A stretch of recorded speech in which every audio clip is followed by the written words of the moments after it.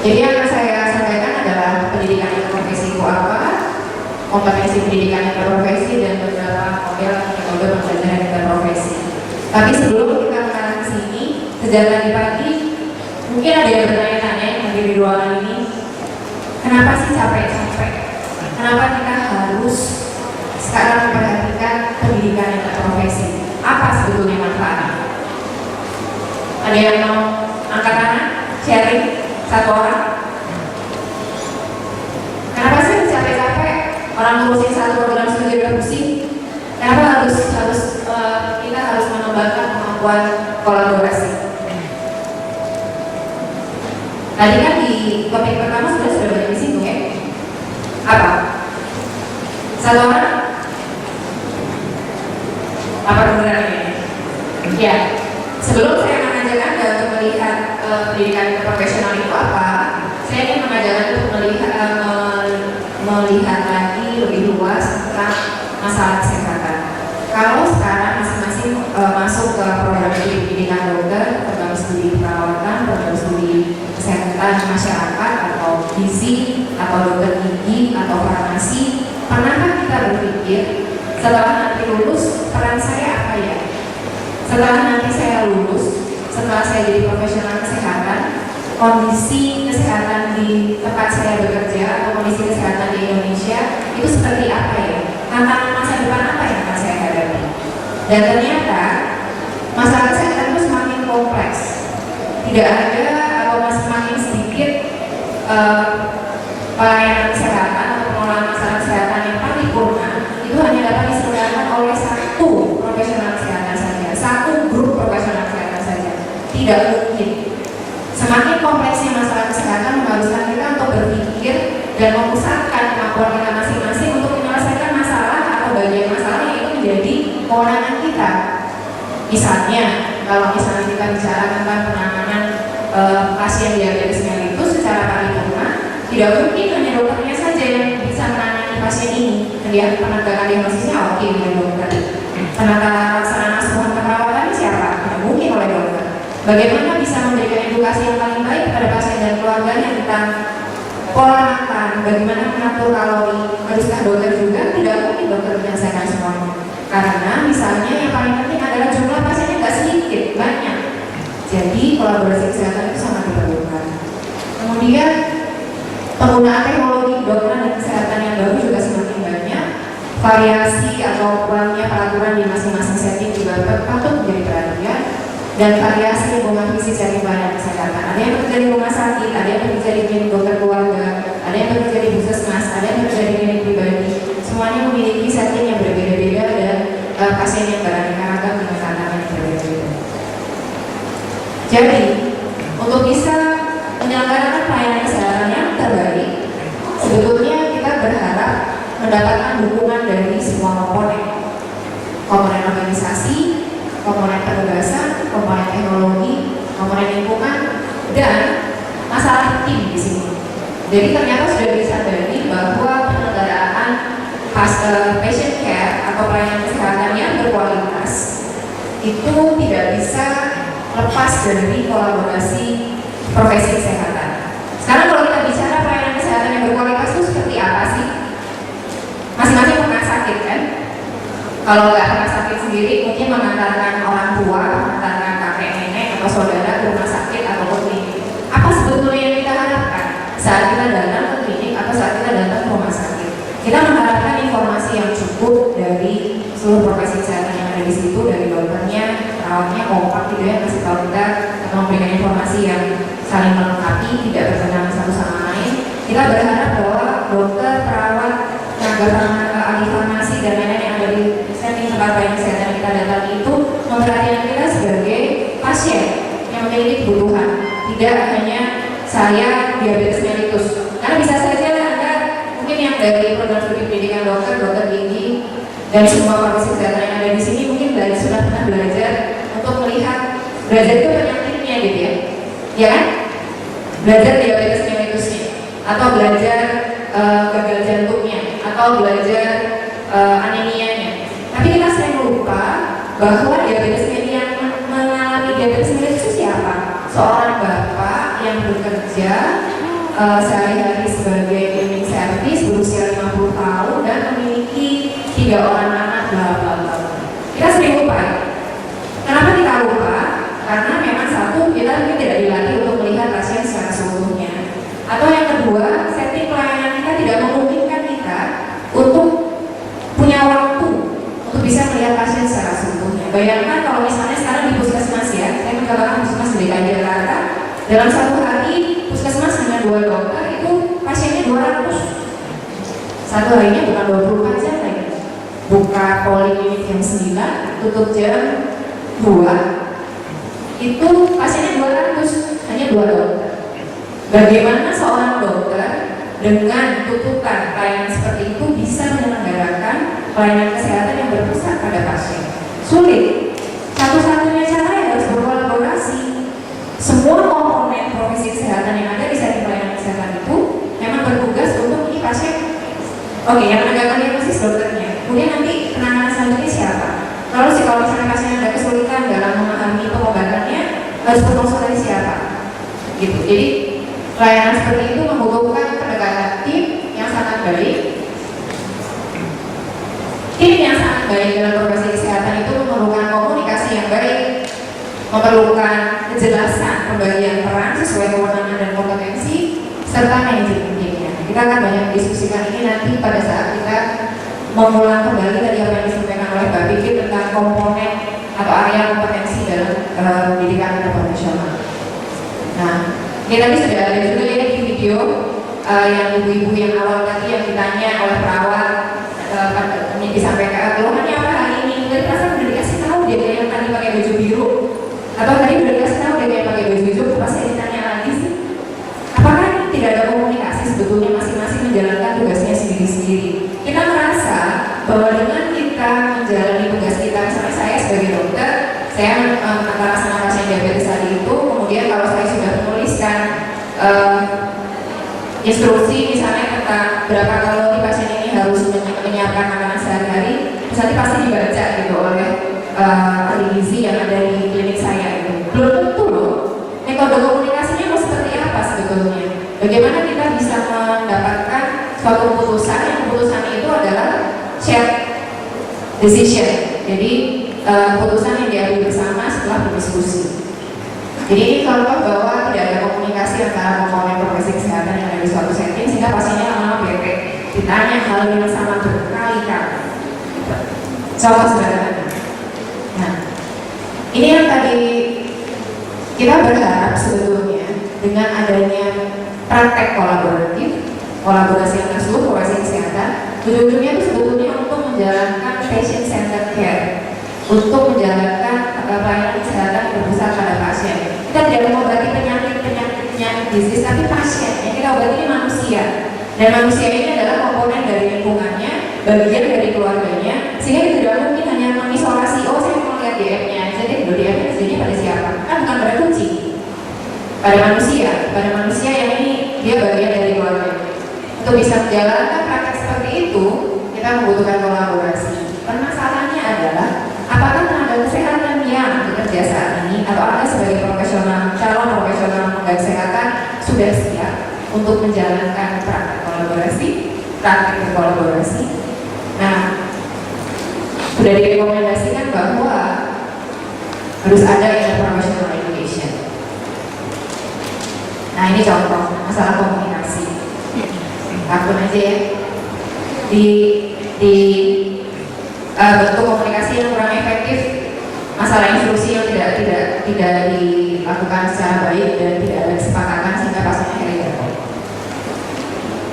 Apa definisinya kolaboratif praktis?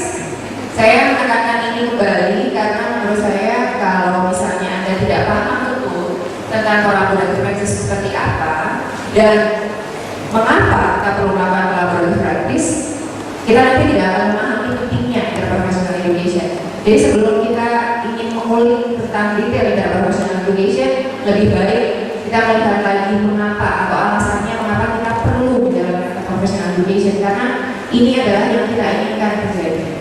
Jadi kerjasama antara seluruh profesi kesehatan yang ada dalam setting pelayanan kesehatan dengan berbagai background untuk menyediakan pelayanan kesehatan yang komprehensif Dan jangan lupa, seperti tadi sudah disampaikan oleh Kak Pipit,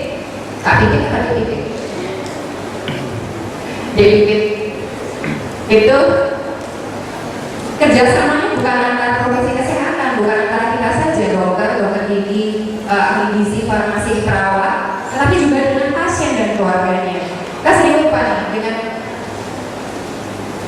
dengan pasien dan keluarganya, dan kalau perlu dengan komunitas tempat pasien itu berada. Karena kita ingin menyelenggarakan pelayanan kesehatan itu yang komprehensif.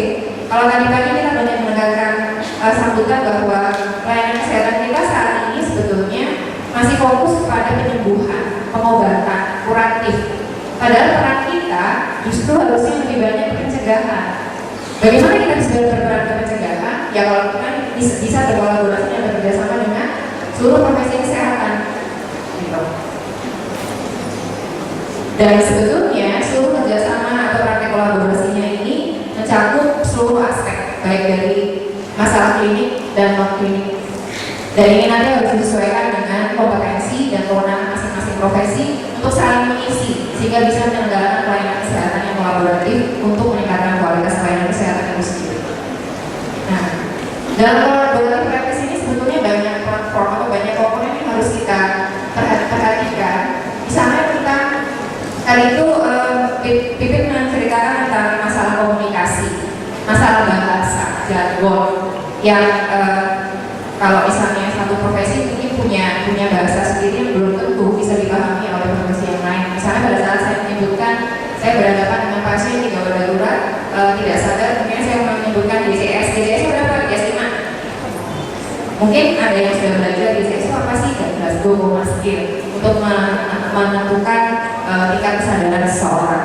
Tapi belum tentu DCS tadi itu menjadi bahasa yang umum antara profesi kesehatan, yang sehingga kalau misalnya tidak dipahami itu juga akan memberikan pesan yang salah. Kemudian kita membutuhkan proses yang paling penting adalah proses di mana praktek kolaborasi itu memungkinkan masing-masing profesi kesehatan berkontribusi dalam pengambilan keputusan. Jadi kalau misalnya ilustrasinya penata laksanaan pasien diabetes tadi, seharusnya ahli gizinya bisa mengusulkan kepada dokternya bahwa ini kayaknya pasien nggak mungkin ya langsung diberikan diet 1.500 kalori atau 2.500 kalori, harus bertahap nih dok. Oh bertahapnya gimana?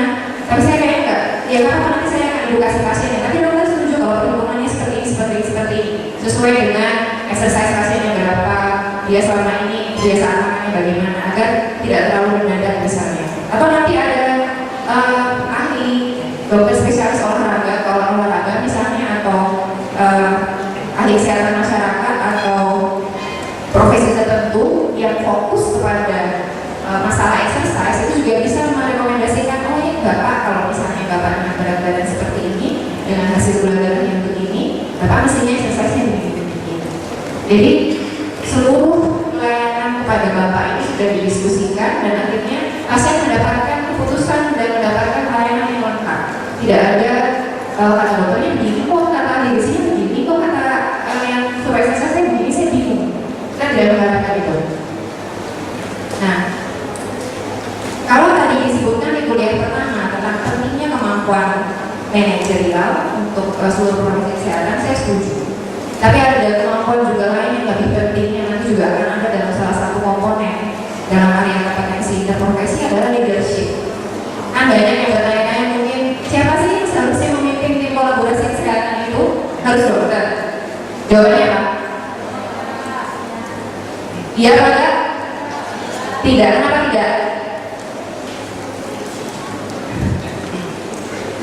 Ya, nanti mungkin kita diskusi saja di akhir. Tapi hanya ingin menekankan bahwa yang menentukan seluruh kebutuhan kolaborasi kesehatan itu adalah siapa? Pasien. Misalnya ya, pertanyaan paling mudah, apakah memang harus selalu berkolaborasi antara dokter, ahli gizi, ahli kesehatan masyarakat, dokter gigi, ahli farmasi, bidan, dan lain-lain? Belum tentu. Pasiennya masalahnya apa? Kalau kita tidak berkolaborasi ya tidak usah misalnya dalam penata laksanaan antenatal care misalnya. Siapa yang harus bekerjasama di situ? Siapa yang berperan di situ? Siapa yang harus memimpin? Kalau misalnya prosesnya adalah dalam penegakan diagnosis, dalam penetapan penata laksanaan dari sisi medis, dokter yang harus memimpin. Tapi kalau sudah menetapkan ya perawat yang memimpin. Tapi itu harus berkontribusi secara keseluruhan untuk kepentingan pasien. Tidak usah jauh-jauh. Sering kita melupakan, mungkin ada masih banyak dokter yang itu pasti dokter. Nah, kalau misalnya masalah logistik di klinik Anda atau di puskesmas atau di rumah sakit, dokter harus tahu semuanya kan? Mungkin dalam segaris besar sebagai pimpinan di rumah sakit mungkin harus tahu. Tapi siapa yang memimpin prosesnya? Siapa yang memastikan pengadaannya? Selimutnya masih ada nggak ya? Spraynya masih ada nggak ya? Masih banyak yang bersih nggak ya? Itu siapa? Ada lagi timnya. Dan seluruh tim ini sebetulnya saling berkolaborasi juga. Ada pemimpinnya masing-masing yang akan memenuhi kebutuhan pelayanan kesehatan dalam kondisi normal seperti itu. Belum nanti kalau pada kondisi darurat akan ada penetapan untuk penata-laksanaan kolaborasi secara keseluruhan. Dan yang paling penting sebetulnya yang saya tekankan adalah tidak usah memikirkan siapa memimpin apa. Yang paling penting sebetulnya masing-masing profesi kesehatan, apapun profesi Anda seharusnya memang punya kemampuan leadership, wajib, tidak ada beda. Nah, sebelum kita ke interprofessional education, menurut banyak rujukan, sebetulnya ini dari WHO ini merangkum dari banyak sekali rujukan, banyak sekali evidence atau penelitian terkait apa sih manfaat collaborative practice. Jadi collaborative practice penting dan ternyata di banyak negara bermanfaat untuk menurunkan semuanya. Tingkat kematian, clinical error, tingkat perawatan di rumah sakit. Mengapa kok jadi turun? Karena kolaborasi di komunitasnya sangat baik, community based service-nya sangat baik, sehingga tidak ada lagi atau makin berkurang yang harus dirawat di rumah sakit. Kemudian yang ditingkatkan adalah koordinasi, efektivitas pelayanan kesehatan, efektivitas sistem rujukan, karena komunikasi yang sangat baik dan karena pengetahuan serta penetapan kewenangan yang sesuai dengan kompetensi profesi kesehatan itu untuk berkolaborasi. Kemudian yang paling penting adalah meningkatkan keselamatan pasien dan keluarganya, meningkatkan keselamatan pasien atau patient safety. Itu juga penting. Tadi kalau misalnya ingat yang video yang pertama, just routine operation, itu kan sebetulnya tadinya katanya operasi sinus biasa, terus harusnya diintubasi, dioperasi selesai pulang, ya. Tapi ternyata tidak terjadi begitu karena ada komplikasi dalam akses jalan nafasnya. Perawatnya udah datang, ingat ya videonya. Pada saat itu kalau misalnya dalam 3 menit pertama tidak bisa diakses, sebetulnya apa yang harus dilakukan? Tapi perawatnya udah nyiapin set apa? Tracheostomy. Harusnya langsung di tracheostomy saat itu. Terus perawatnya kenapa diam aja? Takut segini dokternya galak gitu. Takutnya besok saya diperiksa lagi. Nah, atau banyak kekhawatiran lain. Pada saat itu ingatlah, dimanapun nanti kita berhadapan dengan pasien dan keluarganya, idealnya dan semoga kita selalu ingat bahwa yang kita layani itu adalah pasien dan kita ingin menjaga keselamatan pasien. Terserah mau besok mau dipecat sama dokternya, terserah besok mau di-BT-in sama dokternya, tapi tadi harusnya perawat itu bilang dokter tracheostomy, harus tracheostomy. Saya ingatkan dokter harus tracheostomy, gitu ya. Nah, ini yang kita inginkan. Collaborative practice memperkuat dan meningkatkan kualitas pelayanan kesehatan, dan kita ingin menyiapkan, termasuk Anda ini, untuk bisa menyelenggarakan praktek kolaborasi di dalam setting pelayanan kesehatan dimanapun nanti Anda ditempatkan dengan menyiapkan melalui interprofessional education. Nah, ini jauh lagi sebetulnya. Bagaimana mungkin kita berharap profesi kesehatan kita itu mampu menyelenggarakan praktek kolaboratif praktis kalau pendidikannya berjalan sendiri-sendiri. Ini yang terjadi sekarang ya. Tidak ada komunikasi, tidak ada yang tahu apa yang terjadi di fakultas kedokteran, tidak ada yang tahu apa yang terjadi di fakultas keperawatan, semua berjalan sendiri-sendiri.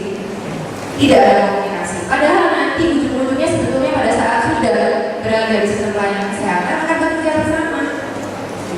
Mungkin ada yang sudah lulus dan masih bingung-bingung. Harusnya kalau saya jadi perawat, peran saya apa ya? Saya bisa mengharapkan dokter ini berperan apa? Saya bisa berharap ahli farmasi berperan apa? Saya nggak ngerti, karena kita nggak pernah diskusikan itu. Pendidikan interprofesional lalu dibedakan dengan pendidikan multi profesional. Pada saat kita menyelenggarakan suatu sesi, apapun sesinya, dimanapun tempatnya, mau pada saat ada semester 1, semester 2, atau pada saat nanti di praktek ini kalau ada yang profesi, selama ada proses untuk belajar dan bekerja sama dan memungkinkan mahasiswa dari berbagai profesi kesehatan untuk belajar dengan dan dari satu sama lain, mengenali dan menghargai peran satu sama lain, dan disitu tujuannya adalah untuk meningkatkan kolaborasi dan keterampilan kerjasama. Itu adalah pendidikan interprofesional. Kalau Anda sekarang seperti di siang ini duduk di ruangan ini bersama-sama mendengarkan, itu pendidikan interprofesional bukan? Iya, iya kan? Oh, besok kan ada sesi lanjutan ya, tip ya.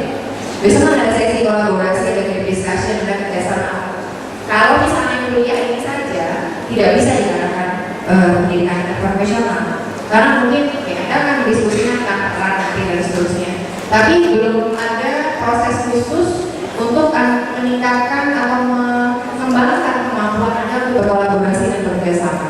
Jadi apa yang Anda lakukan saat ini bisa saja dikerjakan misalnya pada saat Anda ingin mencapai kemampuan untuk melakukan penelitian atau kemampuan untuk pengembangan profesionalisme, misalnya penerapan etika, penerapan hukum kesehatan. Anda bisa duduk bersama di sini, Anda bisa berdiskusi, tetapi tujuannya bukan pada kemampuan kolaborasi. Nah, contoh yang saya sampaikan ini disebut pendidikan multi profesional. Duduk bareng, minum bareng, tapi belum tentu itu tujuan utamanya untuk pengembangan kolaborasi dan kemampuan kolaborasi dan kerjasama. Udah tahu ya bedanya ya? Ini keluar di proses kakaknya.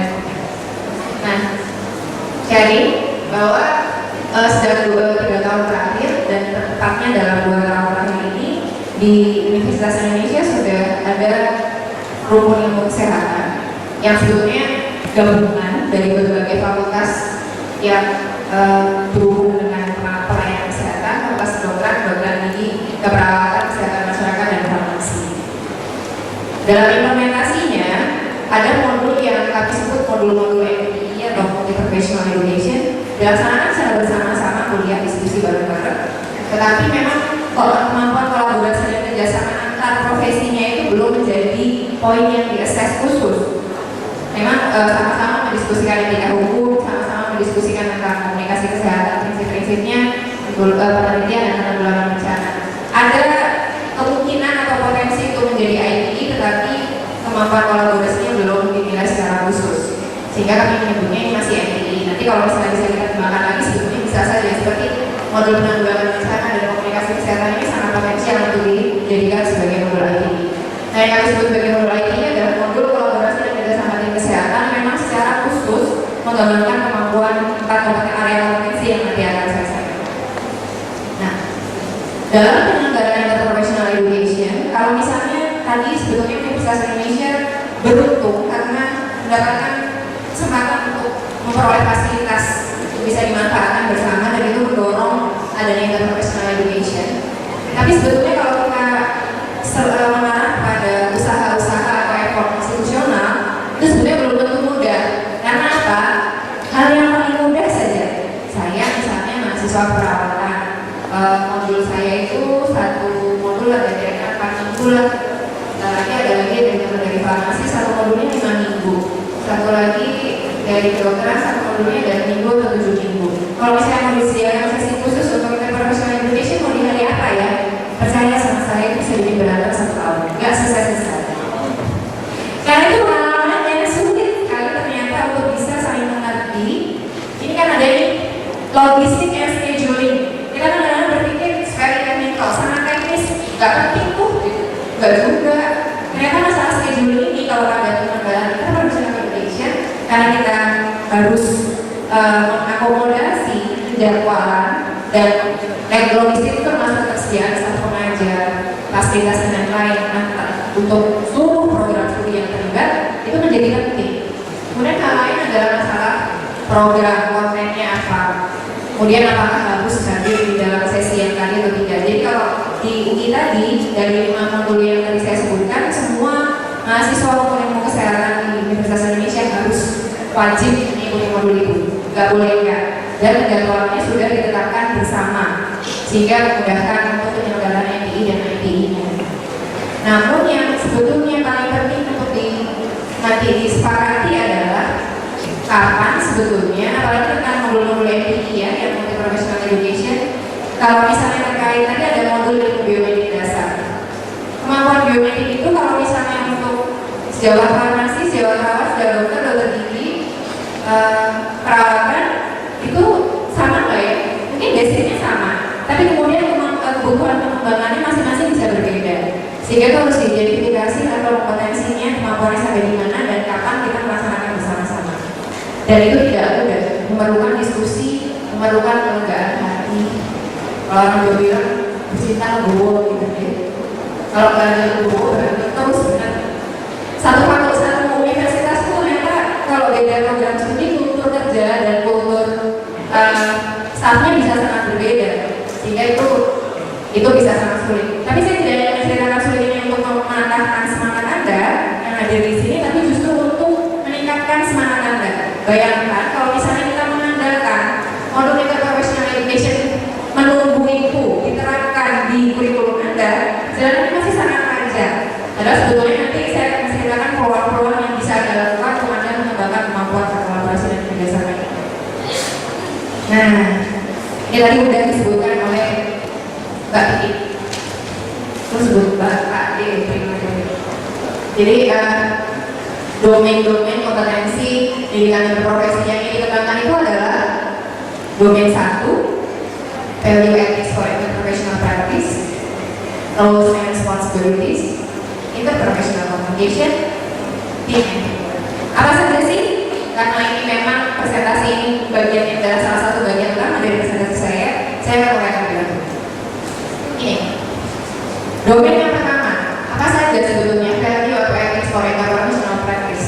Dari yang kita ingat gambar ketiga tadi bahwa ujungnya itu adalah pada pemberian pelayanan pasien, meningkatkan kualitas pelayanan pasien. Dan kita tahu bahwa pasien itu sebetulnya domain 1 ini mengarah ke sana. Bagaimana?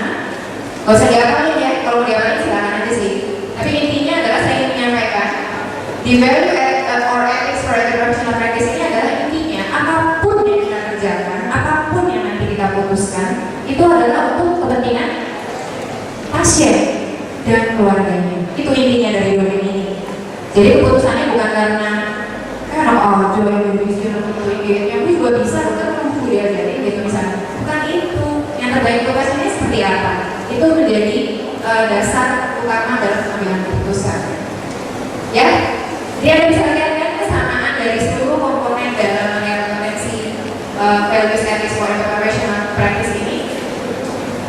Pasien dan keluarganya menjadi fokus. Kemudian kita menyelenggarakan, bisa menyelenggarakan memiliki kemampuan keterampilan untuk menyelenggarakan pelayanan yang ethical, fokus pada kualitas. Kemudian kita mau menyelesaikan kalau ada ethical dilemmas. Misalnya tadi di video yang kedua yang dibawakan oleh Mbak Bibit itu ada pasien yang critical care dari ICU.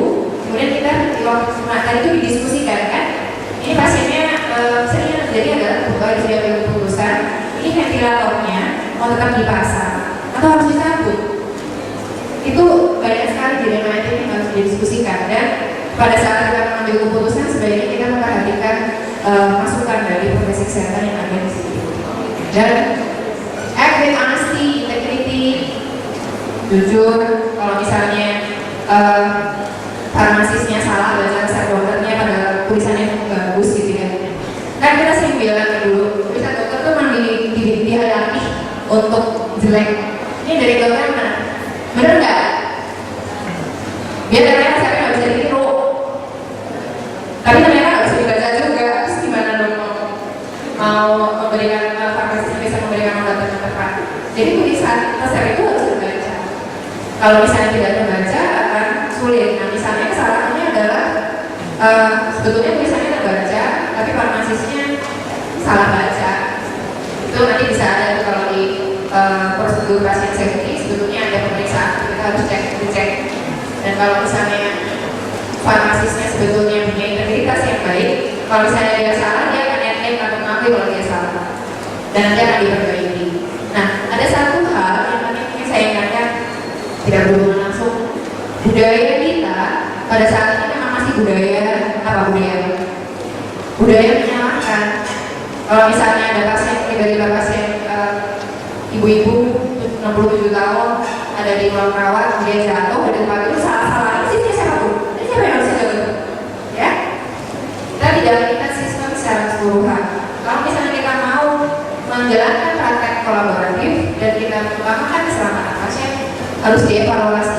Bukan berarti masing-masing profesi tidak bertanggung jawab, tetap bertanggung jawab, tetapi dalam sistem yang mendukung, sehingga kita mau mengambil kesalahan kita dan mau memperbaiki.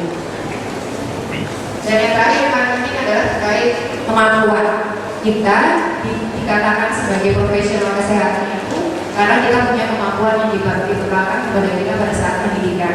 Dan dengan kemampuan atau kompetensi yang kita miliki itu kita mendapatkan kewenangan untuk menjalankan bagian-bagian atau komponen-komponen dari pelayanan kesehatan. Nah, kan tadi sudah dilihat bahwa sistem pelayanan kesehatan itu sangat kompleks.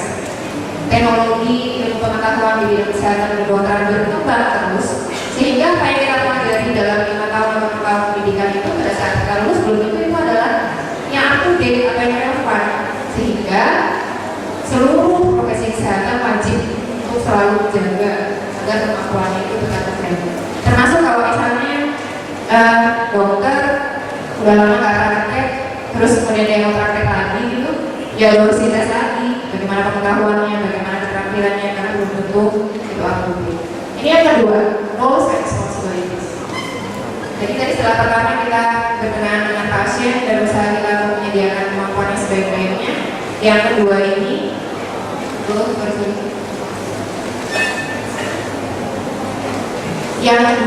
sebetulnya adalah masalah kita mengenal peran dan tanggung jawab kita, profesi kita sendiri, dan kita mengetahui juga peran dan tanggung jawab profesi kesehatan yang lain. Karena kata saya betul itu. Karena kalau kita tidak mengetahui dengan tepat peran dan tanggung jawab kita dan peran dan tanggung jawab profesi kesehatan yang lain, kita tidak akan mungkin berkolaborasi. Tadi misalnya yang ada fisioterapis yang bete karena saya kan padahal bisa. Beberapa bulan yang masih mengandung doang, bukan yang ngomong aja gitu. Nanti ada kemampuan komunikasi itu. Tapi intinya kalau roles and responsibilities ini adalah kita mengenal, menghormati kemampuan dan kewenangan dari profesi kita dan juga profesi kesehatan yang lain. Terkait kemampuan dan kewenangan itu mungkin ada beberapa kemampuan yang tumpang tinggi yang sebetulnya semua bisa saling mengisi. Ada beberapa kemampuan yang sebetulnya itu spesifik ke profesi kesehatan tertentu. Misalnya ya, saya cerita ada anak kecil di Semarang beberapa waktu yang lalu meninggal usia 6 tahun karena keselak bakso. Serius. Kalau misalnya ada yang choking atau keselak, terus jangan. Apa namanya? Apa namanya? Yang dari perawatan. Tahu nggak manuver? Hemodin. Semua harus tahu kan? Itu sebetulnya layman aja, layperson aja harus tahu. Apalagi kita yang profesi kesehatan. Jangan sampai ada dari situ, terus nanti nunggu dokternya, harus nunggu dokternya untuk bisa melakukan hemodin, keburu selak, keburu udah nggak ada oksigen lagi masuk, keburu meninggal pasiennya. Atau pernah ini sebenarnya pengalaman gue di sini. Misalnya ya, saat saya harus dipimpin persalinan, saya melahirkan anak normal, anak saya 2. Nah, masa dipimpin persalinan itu hubungan sudah lengkap. Teman-teman yang bidan mana? Dia bidan mana di belakang? Yang bidan kanan dong, yang bidan. Ya. Nah, kebetulan saya memang melahirkannya di yang konsultannya dengan dokter spesialis opsi. Tapi kan saya merasa saya nggak punya risiko apa-apa, akan persalinan normal, bukan udah lengkap. Bidan yang ada di situ nggak mau membantu saya memimpin beneran. Nanti tunggu dokternya aja gitu. Ya ampun, itu udah bukan lengkap sih loh, dia nggak pernah. Itu sakit banget. Dan ternyata saya berpikir waktu itu kalau misalnya itu bidan yang ini juga nggak apa-apa. Bidannya kan sudah dilatih untuk melakukan asuransi persalinan normal. Masa harus tunggu dokternya? Gitu. Jadi ternyata saya waktu itu terpaksa tersiksa harus menahan sampai 30 menit untuk untuk menunggu dokter spesialisnya datang dan membantu mungkin berat. Kesel saya sebetulnya. Cuma ya, itu artinya pelayanannya tidak difokuskan kepada mendukung saya waktu itu sebagai seorang pasien. Kalau saya bisa memimpin diri sendiri sih saya mau waktu itu ya, saya nggak bisa. Saya udah bilang, udah ibu aja yang mimpin, saya bisa kok, saya nanti caranya gimana? Nggak tunggu dokternya aja. Ya, itu masih terjadi loh. Oke. Ya ini roles and responsibilities, sadarilah bahwa Anda tuh punya set pengetahuan, keterampilan, perilaku yang harus Anda pelajari dan Anda hasilkan, Anda bisa aplikasikan nanti pada saat Anda menjadi profesional kesehatan. Ya, dan kalau Anda sudah mengenal diri sendiri dengan baik, sekarang langkah berikutnya adalah kenalilah peran, tanggung jawab, kemampuan profesi kesehatan Anda. Oke? Kalau masalah memberikan obat, siapa yang berhak memberikan obat? Obat itu kan diberikan setelah ada diagnosis yang tepat. Bagaimana proses penegakan diagnosisnya? Kalau proses penegakan diagnosis itu, kita kan nggak mau jadi profesi kesehatan yang seperti hukum ya. Nebak-nebak, oh ini sakit, kalau flu dikit, oh kasih aja antibiotik. Flu dikasih antibiotik udah jelas salah. Oke? Nah, diagnosis siapa yang harus mengambil? Siapa yang di dalam pendidikannya mendapatkan pembekalan untuk penegakan diagnosis? Misalnya ada beberapa kondisi, kalau misalnya untuk penata laksanaan bayi di MTBS misalnya, itu ada poin-poinnya sehingga bisa dikerjakan oleh perawat, bisa dikerjakan oleh bidan gitu. Tapi untuk penata laksanaan diagnosis yang lebih lanjut, sebetulnya itu perannya siapa? Saya perannya dokter. Sehingga pada saat kita berbicara tentang praktek kolaborasi, kita juga seharusnya mengingat kembali dan saling menghormati peran dan kewenangan masing-masing, sehingga tidak ada lagi overlapping atau oh ini harusnya kewenangan saya juga gitu. Harus didiskusikan dengan sangat baik. Jadi di dalam dokumen ini sebetulnya itu intinya ya. Kemudian domain yang ketiga adalah masalah komunikasi. Tadi itu sudah banyak contohnya di dalam video, saya tidak perlu mengulas detail one by one, tapi intinya adalah be assertive. Kalau misalnya Anda merasa, kalau tadi itu misalnya tadi saya ceritakan yang di video just routine operation tadi, seandainya tim perawat yang hadir, perawat OKA yang hadir saat itu asertif dan dengan cara yang tepat pada saat yang tepat menyampaikan kepada dokter, bukankah pasien ini seharusnya di tracheostomi? Kalau ini sudah sekian menit dokter, nanti kalau misalnya gitu, dokter bisa saja diingatkan. Jadi daripada evaluasinya kan dokternya tuh sense of emergency-nya itu ternyata kurang, sehingga tidak merasa bahwa ini udah like sekian menit tidak masuk inkubasi, gak ada oksigen masuk ke otak, kok dibiarin aja. Perawatnya sebetulnya tahu, kita juga diam aja. Jadi be assertive, sampaikan pendapat Anda, karena Anda menyampaikan pendapat itu tujuannya untuk kepentingan siapa? Kepentingan pasien. Oke? Kalau Anda memiliki pengetahuan khusus, sudah mendapatkan update tertentu, misalnya di situ conference atau di situ workshop, share-lah kepada tim Anda. Dan yang paling penting juga adalah masalah mau mendengarkan, mau didengarkan. Kalau misalnya Anda baca ada beberapa buku tentang leadership dan management itu, sebelum Anda mau didengarkan itu sebaiknya Anda belajar mendengarkan. Ya, dan yang paling penting juga dalam area interpersonal communication ini adalah memastikan bahwa yang kita ada, ya sama aja lah kayak memastikan bahwa kita membicarakan hal yang sama, bahwa kita paham. Kalau misalnya Anda tidak paham, tanya, ini instruksinya apa sih? Nggak ngerti. Atau misalnya dokternya nggak ngerti juga, ini apa sih? Pasiennya udah diapain? Pasien udah bisa, oh udah bisa dimandiin, pasien udah bisa duduk ya. Saya nggak bisa baca tulisannya. Saling berkomunikasi. Komunikasi itu kan ada pemberi informasi, ada penerima informasi. Pastikan bahwa informasinya dipahami. Kalau tidak ya salah. Balik lagi nanti masalahnya adalah pada pasien. Gitu. Hindari penggunaan jargon. Pastikan bahwa paham. Kecuali kalau Anda sudah punya tim yang sangat solid ya, terus Anda memang punya jargon-jargon itu sudah dipahami sehingga tidak pemakaiannya tidak, bukan berarti harus jadi larangan, tetapi istilah-istilah yang sudah dipahami bersama memang tidak apa-apa kalau dipergunakan. Misalnya tadi contohnya tentang DCS dan lain-lain. Ya. Berkomunikasi, kita sebaiknya menguasai teknik untuk bisa memberikan umpan balik yang baik.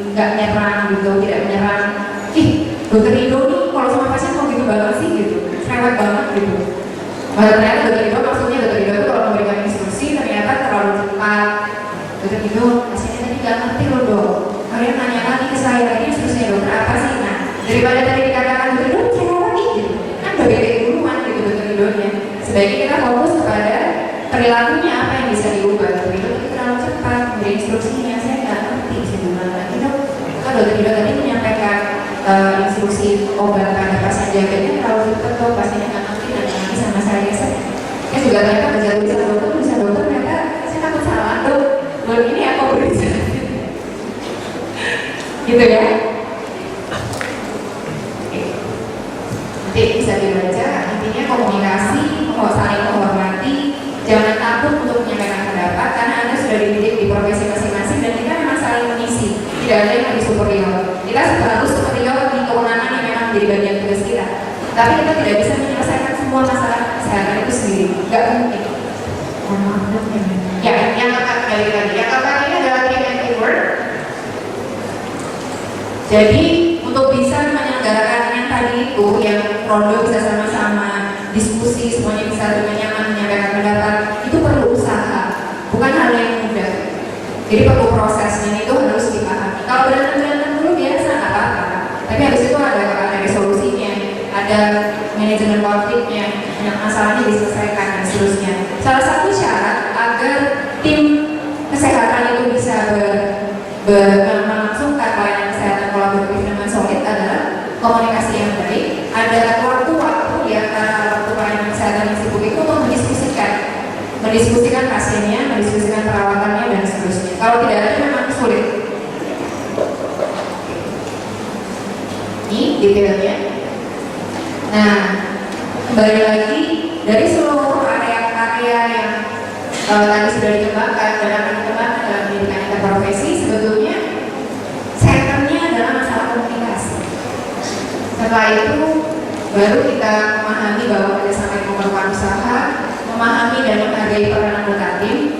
Seperti tadi langkahnya adalah roles and responsibilities, peran saya apa, tanggung jawab saya apa, peran anggota tim saya apa, tanggung jawab anggota tim saya apa, itu harus dipahami.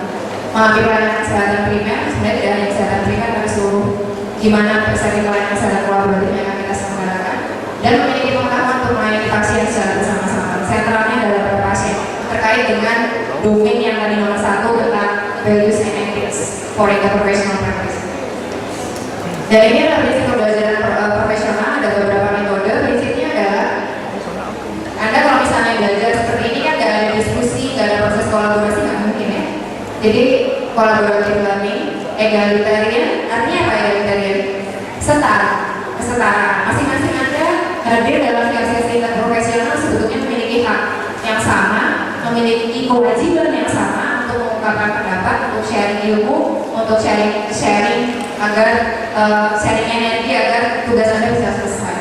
Kemudian biasanya kita membuatnya dalam grup, kemudian diberikan penanganan, misalnya Anda ditempatkan di puskesmas tertentu, atau Anda diminta untuk membuat grup project tertentu untuk yang antara mahasiswa kedokteran sama kedokteran gigi atau mahasiswa kedokteran dengan kesehatan masyarakat atau ditambah lagi dengan keperawatan, ditambah lagi dengan gizi dan seterusnya. Kemudian prosesnya harus memungkinkan Anda untuk menilai kemampuan bekerja sama Anda sendiri dan juga menilai progres dari tim Anda. Kemudian aplikasinya, tidak mungkin saat kita mendiskusi, saya tadi kan dari awal sudah pasti ada contoh-contoh kasusnya ya.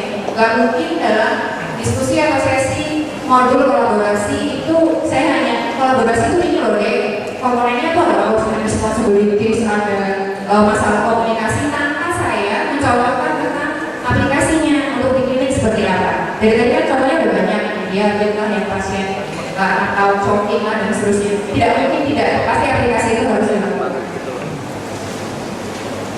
Ya, ini berbagai bentuk pembelajaran, community project, interprofessional education itu sebetulnya bisa dilangsungkan di semua tahap. Ada yang mengatakan sebaiknya dimulai sejak awal karena sebaiknya memang mengenal profesi kesehatan yang lain itu sejak awal. Ada juga yang masih mengatakan sebaiknya identitas profesinya dulu yang dibentuk baru mengenal. Sekarang tapi kecenderungannya lebih yang pertama. Jadi sebaiknya mengenal sejak awal. masing-masing tetap harus bertanggung jawab untuk melakukan peran profesi masing-masing. Ini ya macam-macamnya. Nanti besok kita akan melakukan role play, diskusi, ada beberapa metode pembelajaran interprofesional dengan kasus yang akan Anda kerjakan dalam 2 hari. Dan itu tadi pasti prinsipnya sesuai dengan 6 prinsip yang saya sampaikan di awal. Ini adalah beberapa contohnya.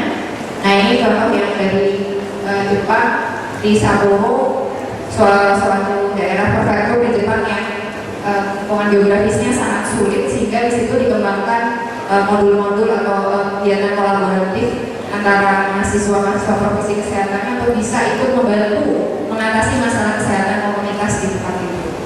Sangat baik kalau misalnya kita bisa terapkan. Ini ada beberapa contoh guru project yang sudah dihasilkan oleh mahasiswa di EIK di Universitas Indonesia.